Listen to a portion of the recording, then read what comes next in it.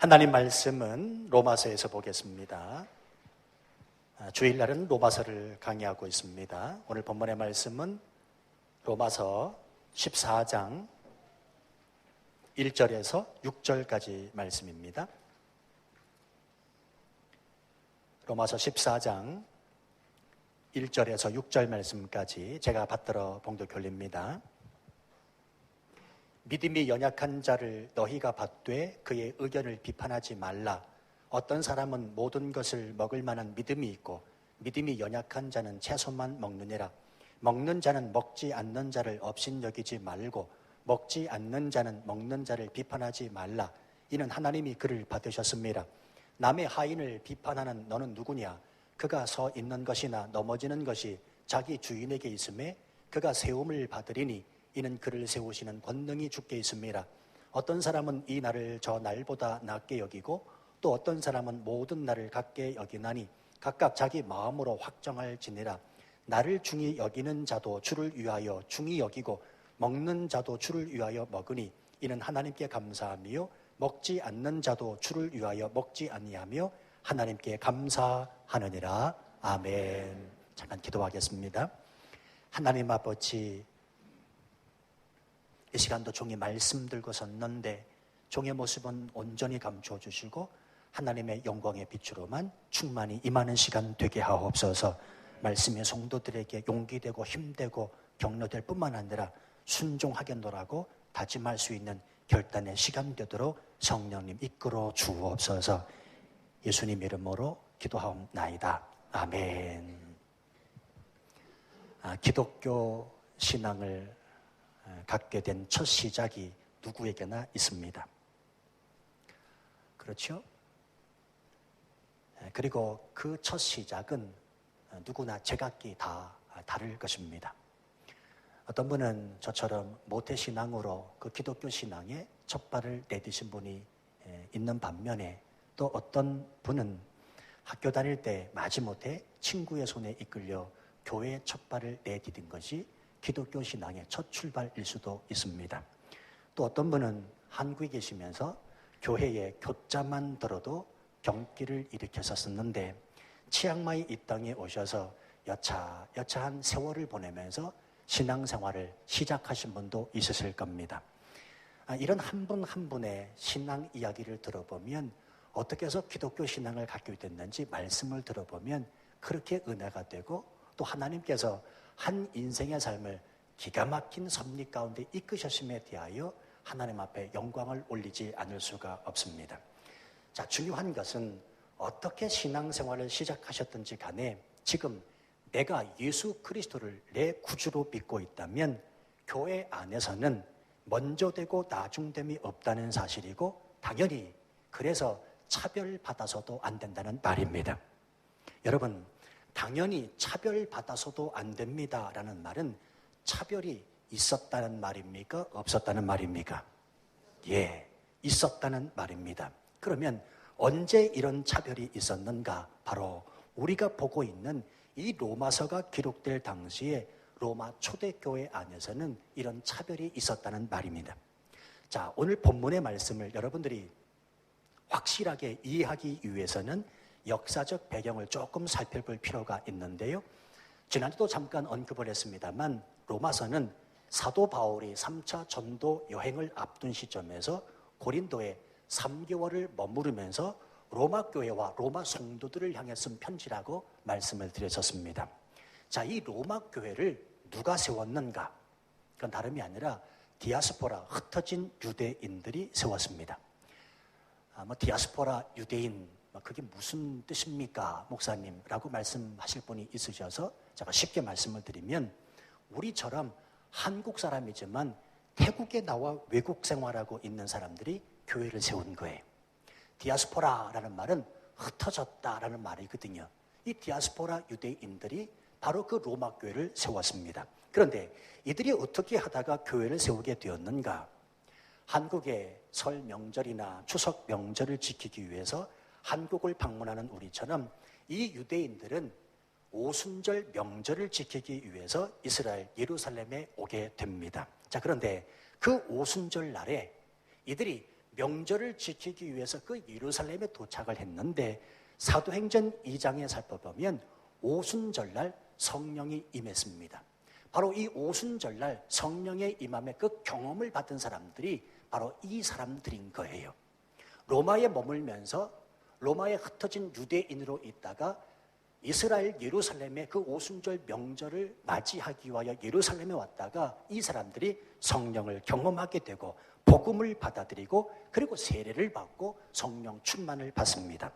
사도행전 2장 10절 말씀에 보면 이들이 어떤 사람이냐 이렇게 기록해 주고 있습니다. 로마로부터 온 나그네 곧 유대인과 유대교에 들어온 사람들이라. 바로 이 사람들이 로마로 돌아가 로마 교회를 세우게 된 것입니다.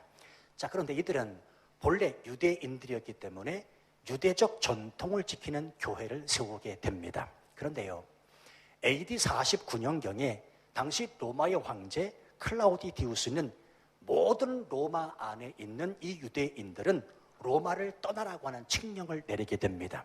그 이유가 뭐였냐면 유대인들끼리 서로 싸웠거든요. 그 로마에까지 거처를 옮겨서 살던 유대인들끼리 서로 싸우게 된 겁니다. 학자들에 따르면 기독교 유대인 그룹과 비기독교 유대인들 그룹 간의 갈등 때문이었다고 하는데요. 어쨌든 간에 이 싸움을 보다 못한 황제가 칙령을 내려 로마 안에 있는 모든 유대인들은 떠나라 이렇게 이야기를 한 것입니다. 여러분, 이런 역사를 알게 되면요, 특별히 치앙마이 우리가 이 땅에서 어떻게 살아가야 되는지 귀한 교훈을 줍니다. 치앙마이에 살면서는요, 절대로 한국 사람끼리는 싸우는 거 아니에요. 아시겠습니까? 그리스도인들이요, 잘 들으셔야 됩니다. 치앙마이 이 땅에 살면서, 다시 말하면 외국에 살면서 이 땅에서는 같은 민족끼리 동족끼리 싸우는 거 아닙니다. 왜냐하면 이 땅은 우리나라 땅이 아니라 남의 나라 땅이기 때문에 그렇습니다. 기억하십시오. 싸우면 어느 한쪽 승리가 없습니다. 둘 다 패자고요. 자칫하면 둘 다 쫓겨나게 되고 나아가서는 한국 사람 모두가 떠나게 되는 일도 있을 수 있다는 사실을 반드시 기억하셔야 됩니다. 그래서 외국 생활하면서는 서로가 조심해야 되고요. 인내하고 참는 것이 얼마나 중요한 일인지 모릅니다. 자, 어쨌든 간에 그런데요, 이렇게 추방을 당한 유대인들이 클라우디스 황제가 죽은 이후에는 다시 로마로 돌아오게 됩니다. 황제의 칙령이 황제의 죽음으로 말미암아 무효가 되어버렸기 때문에 그렇습니다. 자, 그런데 이렇게 해서 로마로 돌아온 유대인들, 특별히 로마 교회를 세운 유대인들이 교회를 돌아와 보니까요, 교회 안의 환경은 엄청나게 바뀌어져 있었습니다. 먼저는 교회가 이방인 교회가 되어버리고 말았습니다.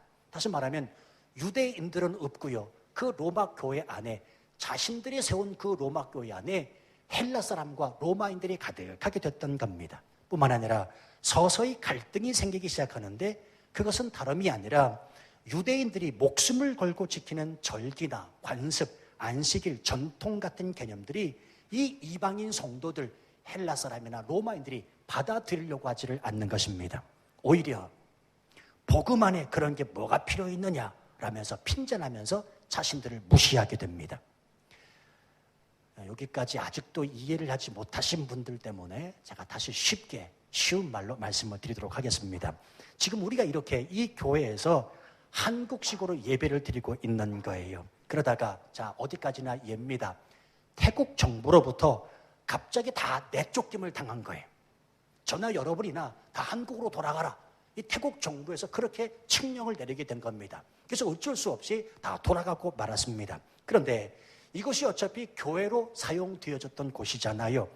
태국 목사님 한 분이 이곳을 없애지 아니하고 교회로 그대로 인수를 받아서 태국인들을 모아놓고 예배를 드리기 시작을 한 겁니다. 그러다가 몇 년의 시간이 흘러서 한국인들에 대한 규제가 풀리고 한국 사람들이 돌아왔고 저도 돌아와서 다시 이 교회에서 목회를 하려고 합니다. 자, 그런데요, 담임 목사직을 회복하는 것도 힘들지만 도무지 교회 안에 이전에 한국 사람들끼리 있어서 예배드렸던 그 예배의 전통을 회복하기가 여간 쉽지가 않은 겁니다.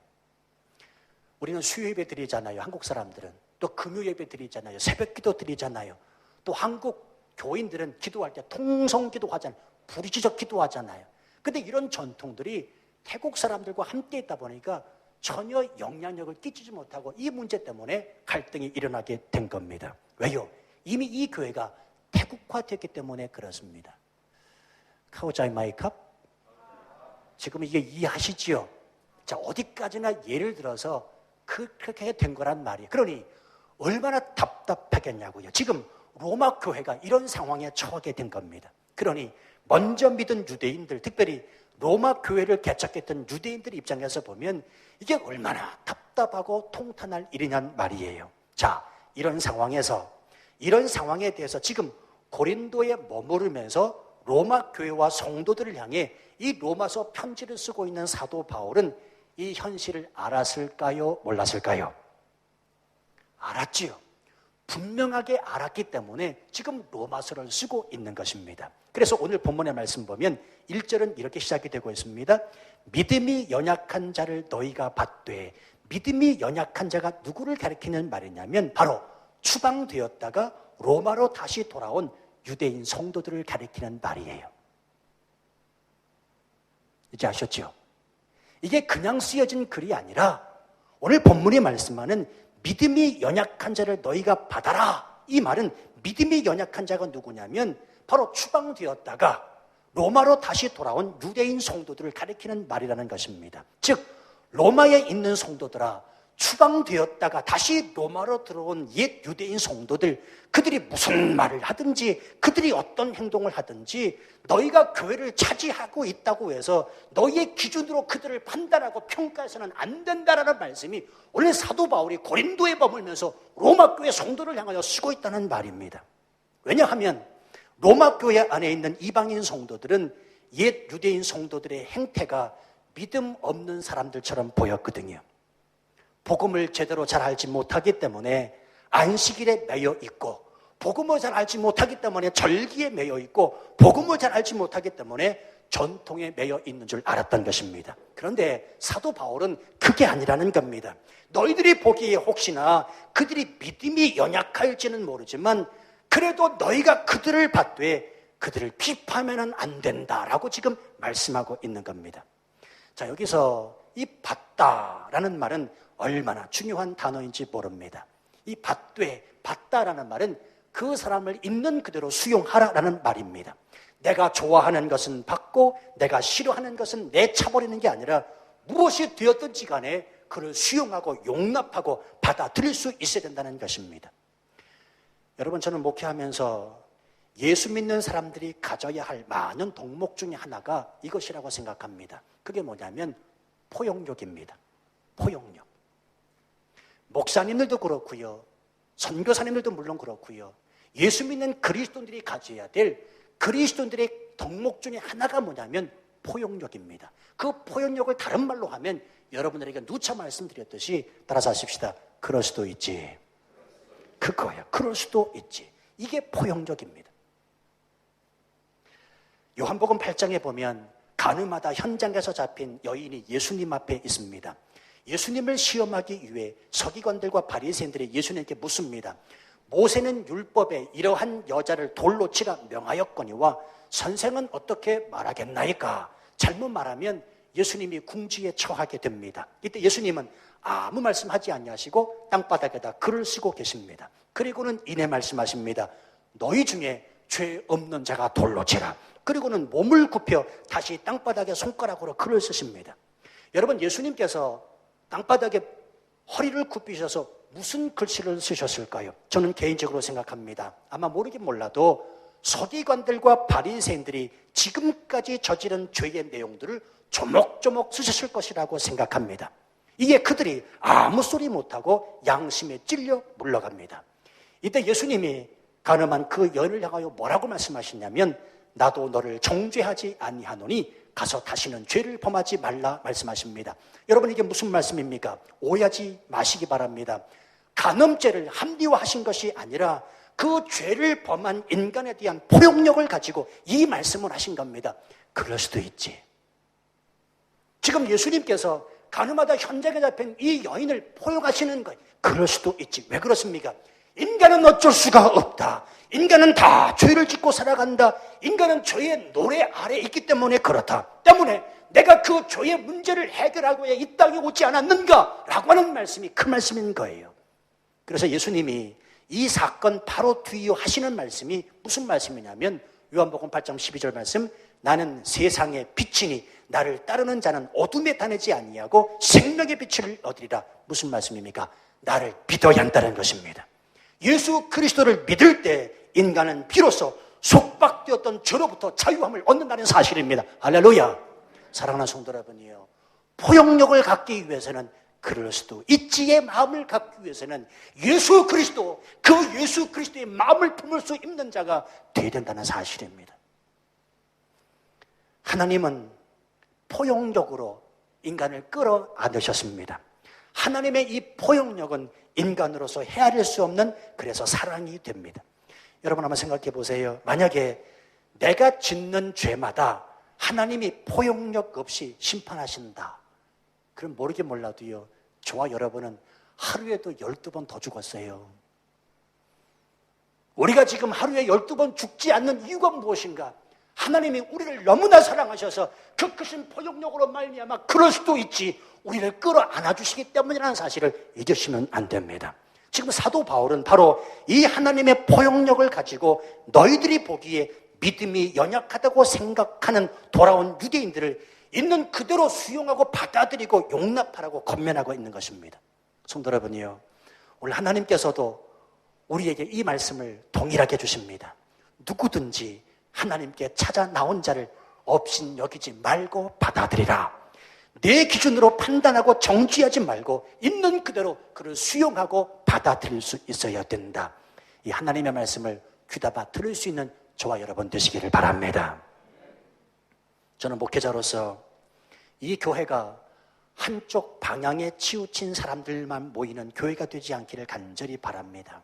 예를 들어 어느 지역의 사람들만 모여 있는 곳이 되어서는 안 됩니다. 배우고 똑똑한 사람들만 있는 곳이 되어서는 안 됩니다. 돈 있는 사람들만 모여 있는 곳이 되어서도 안 됩니다.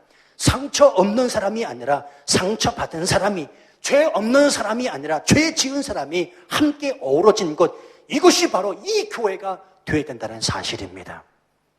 제가 성경 공부하면서 감히 이런 말씀도 제가 드린 거예요. 여러분, 이 교회 사기꾼도 있어야 됩니다. 이 교회 창녀도 있어야 됩니다. 왜 그렇습니까?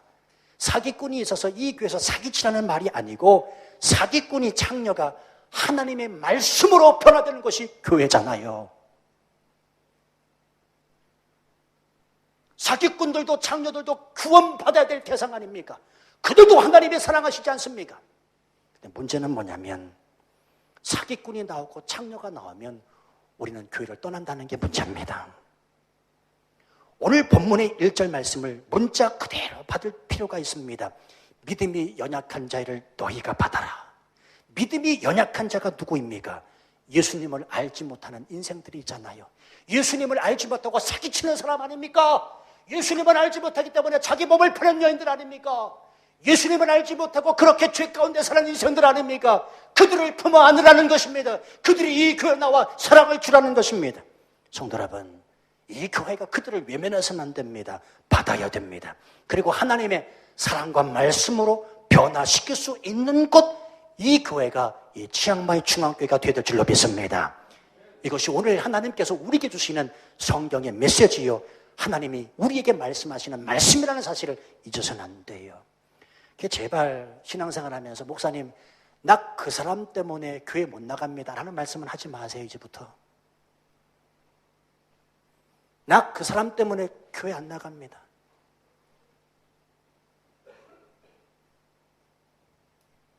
그건 교회가 잘못된 게 아니라 지금 그 사람이 중병을 앓고 있는 겁니다. 원래 성경은 분명히 말씀하고 있습니다. 믿음이 연약한 자를 받아라! 받아라! 받아야 된다! 네 기준으로 판단하고 평가하지 말아라! 어떤 사람이든 간에 교회에 나온 사람은 받아야 된다. 그들도 하나님의 말씀으로 변화될 수 있는 사람이기 때문에 그렇다는 것 아니겠습니까? 자, 근데 보세요. 이 믿음이 연약한 자들, 유대인들을 다루기가 여간 힘들지가 않습니다. 자, 2절 말씀 보실까요? 어떤 사람은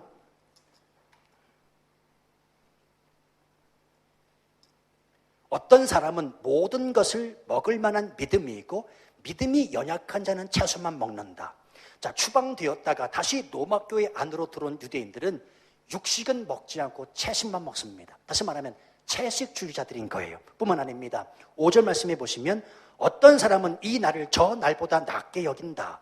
이 유대인들은 날에 대해서 목숨을 걸고 있습니다. 다시 말하면 그 날이 아니면 안 된다는 것입니다. 안식일 그리고 절기는 반드시 정해진 그날 그때 지켜야 한다고 지금 교회 안에서 고집을 부리고 있습니다. 자, 실제적으로 정통 유대인들은 오늘날까지도 먹어야 할 음식과 먹지 말아야 할 음식을 엄격히 구분하고 있는데요. 유대인들이 먹어도 되는 음식을 그들 말로 뭐라 그러냐면 코셔라고 합니다. 코셔. 혹시 들어보셨는지 모르겠는데 먹을 수 있는 음식을 코셔라고 합니다. 자, 예를 들어 드릴게요. 물고기는 반드시 지느러미와 비늘이 있어야 코셔입니다. 물고기는 반드시 지느러미와 비늘이 있어야 코셔입니다. 먹어도 되는 거예요.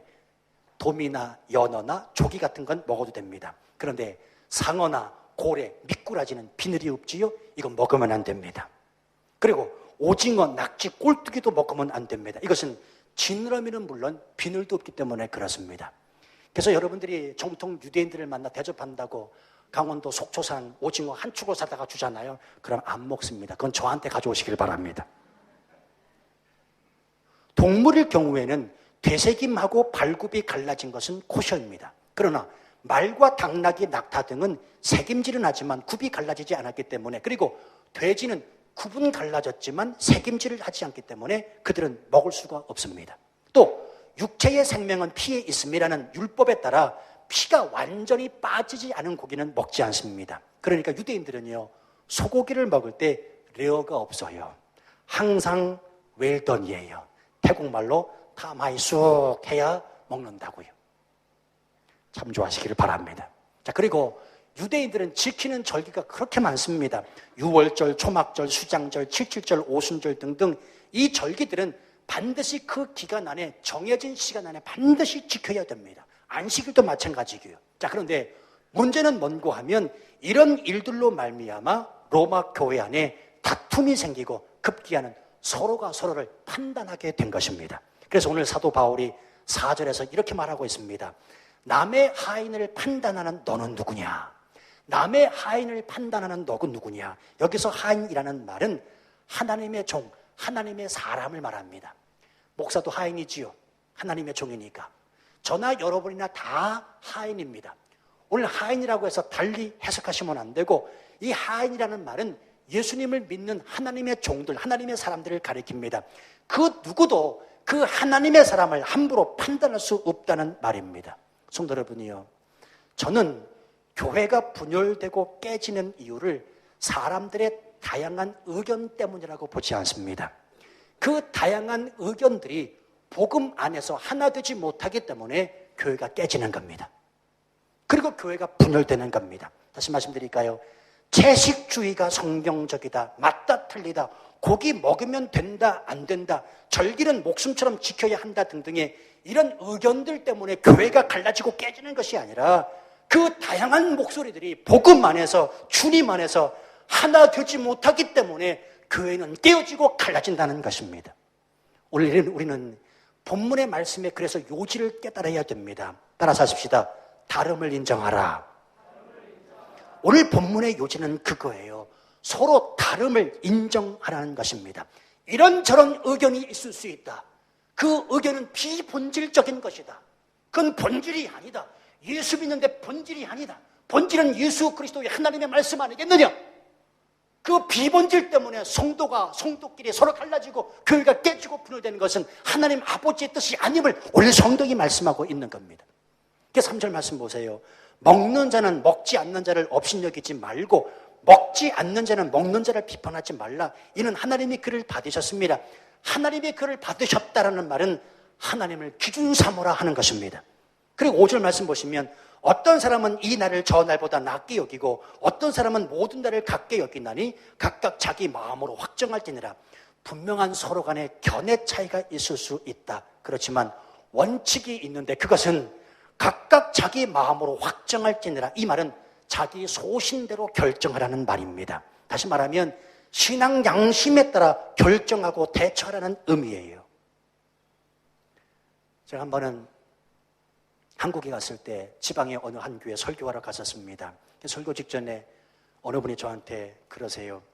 목사님은 어떤 음식을 제일 좋아하세요? 그러길래 제가 그랬지요. 예, 저는 순대곱창을 좋아합니다. 저는 사실 이 순대곱창 진짜 좋아하거든요. 저를 파송한 한국중앙교회 바로 옆에 보면 순대곱창집이 있는데 아예 거기서 그냥 살아요. 그냥 저는 매 끼마다 살아요. 물론 약속이 없을 때 거기서 살아요. 약속이 있을 때는 밖에 나가니까 뭐 그렇다 쳐도 한 번은 나이미를 이제 큰 아이를 데리고 나갔는데 한 일주일 있으면서 계속 약속 없을 때는 그것만 먹으니까 그러니까 한 번은 그러더라고요. 아빠는 오늘 순대곱창집 가세요. 저는 다른 데 가겠습니다. 그래서 갈라진 적도 있습니다. 한국까지 가서 갈라졌다는 그렇게 제가 순대곱창을 좋아합니다. 근데 이분이 깜짝 놀라면서 아니 그럼 목사님은 선짓국 같은 것도 드시겠네요 그러더라고요. 선짓국 같은 것도요. 그래서 제가 그랬죠. 그러면 그것도 맛있지요. 그거 얼마나 잘 먹는지 모릅니다. 그랬더니 이분이 혼자 하는 말로 흘리는 말로 이렇게 말씀하시더라고요. 아니 목사님이 어떻게 아니 목사님이 어떻게 라는 이분의 말은 목사는 선지국 먹으면 안 된다는 생각이 깔려 있는 겁니다. 왜냐하면 선지가 뭐예요? 피잖아요. 피. 성경에 보면 피는 생명이라 그래서 먹으면 안 되잖아요. 코셔 음식이 아닌 겁니다. 이분이 어떻게 교회 안에서 신앙생활을 배우셨는지 모르지만 어쨌든 이런 생각으로 가득 차셨던 분인 것 같아요. 제가 이분에게 그랬습니다. 그런 생각을 갖고 계시다면 집사님은 먹지 마세요. 근데 저는 먹을 거예요. 왜냐하면 맛있으니까요. 물론 속으로 말했습니다. 여러분, 중요한 사실은 먹고 안 먹고가 아니라니까요. 하나님을 기준으로 내 신앙 양심에 따라 꺼리지 않으면 모든 것은 가한 것입니다. 자, 제사 음식 먹어야 됩니까? 말아야 됩니까? 알아서 하세요. 먹든지 말든지 알아서 하세요. 하나님을 기준으로 내 신앙 양심에 따라 꺼리지 않으면 드십시오. 그러나 찜찜하다면 안 먹으면 되는 겁니다. 오늘 주일 예배 마친 후에 오후에 어떻게 보낼까? 이것도 각자가 결정하면 되는 겁니다. 주일에 TV를 볼 것인가 말 것인가? 주일에 물건을 살 것인가 말 것인가? 오늘 거룩한 주일인데 내가 외식을 해야 될 것인가 말아야 될 것인가? 알아서 하세요. 알아서. 이것도 하나님을 기준으로 신앙의 양심에 따라 각자가 결정하면 되는 거예요. 아멘. 저는 보수 신앙 안에서 자랐습니다. 모태 신앙으로 자라면서요. 지금은 저희 아버지가 그렇지 않지만 예전에 제 어렸을 때 밖에 나가 주일날 물건을 산다 그러면 혼났습니다. 아마 여기 계신 분들도 아마 옛날 그랬을 거예요. 주일날에는 돈을 쓰면 안 됩니다. 물건을 사 먹을 수가 없습니다. 물건을 살 수도 없습니다. 저는 그분들의 신앙 나쁘다고 보지 않습니다. 그렇게 순수하게 신앙을 지킨 것 때문에 대한민국의 교회가 여기까지 왔다. 저는 분명히 말씀드려요. 그러나 잘 생각하십시오. 먹든지 말든지 그게 중요한 게 아니라 하나님을 기준으로 하여 내 소신껏 그건 결정하면 되는 겁니다. 왜요? 그건 본질이 아니기 때문에 그렇습니다. 외제차를 타느냐 국산차를 타느냐 판단할 필요가 없습니다. 그 집이 어렵다면서 냉장고를 샀느니 어쩌니 하지 말라는 것입니다. 그 선교사님이 허구한 날 3개월에 한 번씩 한국을 들락날락하네 돈이 많네 없네 그런 얘기 하지 말라는 겁니다. 왜요? 다 다르기 때문에 그렇습니다. 다름을 인정하라는 겁니다. 6절 말씀 보시기 바랍니다. 나를 중히 여기는 자도 주를 위하여 중히 여기고 먹는 자도 주를 위하여 먹으니 이는 하나님께 감사하며 먹지 않는 자도 주를 위하여 먹지 아니하며 하나님께 감사하느니라. 계속해서 반복되는 말씀이 있습니다. 그게 뭐냐면 주를 위하여라는 말씀입니다. 이 말씀은 주를 기쁘시게 하기 위하여라는 말인데 그러니까 하나님을 기준해서 신앙적 양심에 따라 결정한 일들이 무엇이 되었든지 간에 날 때못이든지 먹는 것이든 그 궁극적인 목적과 동기는 주님을 기쁘시게 하는 일, 주를 위하여 한 일이 되어야 된다는 사실입니다. 사랑하는 성도 여러분, 오늘 하나님께서 우리에게 말씀하십니다. 서로의 다름을 인정하는 방법, 그래서 상대방을 판단하지 않는 방법, 그것은 바로 주님을 위하고자 하는 동기와 목적이 순수할 때 이루어질 수 있다는 말씀입니다. 주님을 위하는 마음, 주님을 뜨겁게 사랑하는 마음, 그 주님 때문에 그 주님 안에서 있어지는 그 순수한 목적과 동기 안에서 모든 것은 가하다. 본질이 훼손되지 않는 한 비본질은 다 수용하고 받아들일 수 있다. 이 폭력을 갖는 그리스도인들 되기를 오늘 주님이 저와 여러분들에게 원하신다는 사실입니다. 한 주간 이 땅 살아가시면서 왜 저럴까? 왜 저럴까가 아니라 그럴 수도 있지. 그 주님의 마음을 갖고 한번 생각해 보시자고요. 다름을 인정하십시오. 상대방을 판단하지 마십시오. 먼저 믿었던 나중에 믿었던 이 교회 안에서는 차별이 없어야 합니다. 바로 이것이 우리를 향하신 주님의 뜻이기 때문에 그렇습니다.